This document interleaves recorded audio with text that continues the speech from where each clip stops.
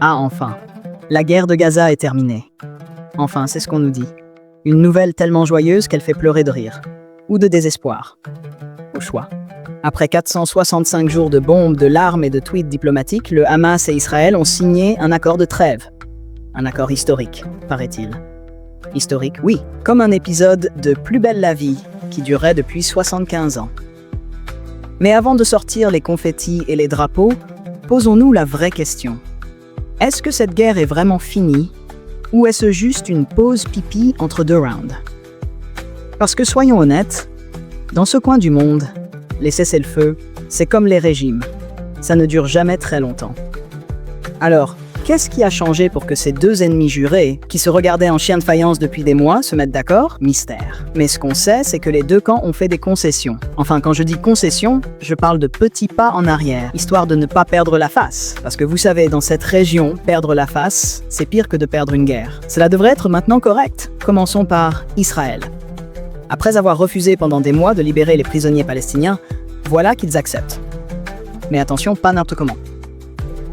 Ils libèrent les prisonniers, mais à condition qu'ils soient expulsés de Gaza et de Cisjordanie. En gros, Israël dit « on vous libère, mais dégagez de chez nous. Allez voir ailleurs si j'y suis. » Et où vont-ils? En Égypte, en Jordanie, puis au Qatar et en Turquie. Un vrai tour du monde, mais sans les vacances. Et le Hamas, dans tout ça?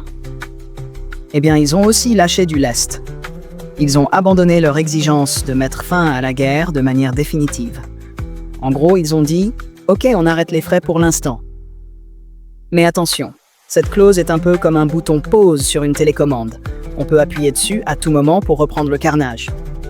Et puis, il y a cette fameuse zone tampon de 800 mètres que l'armée israélienne a créée à l'intérieur de Gaza. Une zone tampon, c'est comme un no man's land, sauf que c'est un peu plus compliqué. Les Palestiniens qui veulent retourner chez eux dans le nord doivent passer par deux étapes de fouilles. D'abord sous la supervision de l'Égypte et du Qatar, puis sous celle de l'armée israélienne. En gros, c'est comme passer un contrôle de sécurité à l'aéroport, mais en pire. Et les prisonniers, ah là, c'est du grand art. Israël a accepté de libérer 1000 prisonniers palestiniens, en plus des 100 initialement prévus. Attention, ces 1000 prisonniers ne sont pas ceux que le Hamas voulait libérer. Ce sont des civils arrêtés après les attaques du 7 octobre. En gros, Israël fait un geste, mais en gardant les cartes maîtresses dans sa manche. Et le Hamas, de son côté, a abandonné l'idée de libérer les dirigeants des brigades Al-Qassam. Ils ont dit bon, on verra ça plus tard. En attendant, ils ont accepté de remettre une liste des prisonniers israéliens encore en vie. Une liste, c'est toujours utile, surtout quand on veut jouer au poker diplomatique. Et puis, il y a les aides humanitaires. Israël a accepté de laisser entrer 600 convois d'aide par jour dans Gaza. 600 convois, c'est bien. Mais quand on sait que Gaza est en ruine, ça fait un peu comme donner un pansement à quelqu'un qui vient de se faire renverser par un camion. Et la reconstruction? Ah là, c'est le grand flou.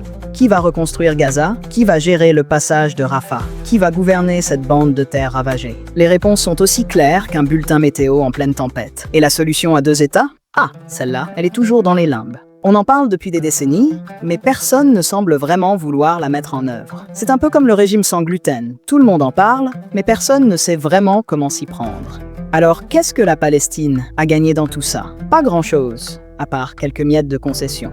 Et Israël? Eh bien, ils ont sécurisé leurs frontières, détruit une bonne partie des infrastructures du Hamas, et montré au monde entier qu'ils sont toujours la puissance dominante dans la région. En conclusion, cette trêve, c'est un peu comme un mariage de raison. Personne n'est vraiment heureux, mais tout le monde fait semblant pour éviter le scandale. Et pendant ce temps, les civils, eux, continuent de payer le prix fort. Alors, la guerre de Gaza est-elle vraiment terminée? À vous de juger. Mais une chose est sûre, dans cette région, l'espoir est une denrée rare, et la paix, un concept aussi flou qu'un mirage dans le désert.